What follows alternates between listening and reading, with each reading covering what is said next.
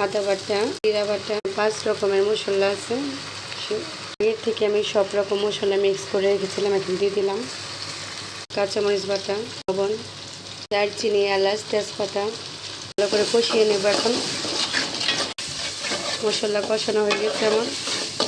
এই যে মাংস সুন্দর করে ধুয়ে রাখছিলাম, মতো কষিয়ে নেব।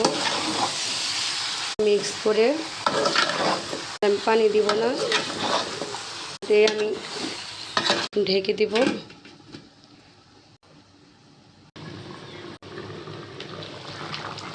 দেখছেন তো পানি উঠে গেছে গরুর মাংসতে। কিছু কাঁচামরিচ ভালো করে কষিয়ে নিব। এটা একবারে মাংস একবারে ভুনা ভুনা হবে। দিয়ে দেব গোলমরিচের ভাজা ফাঁকি।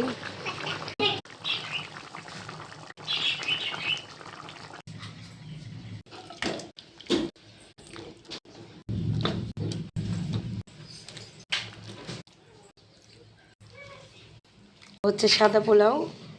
এই হচ্ছে আমার গরুর মাংস ভুনা।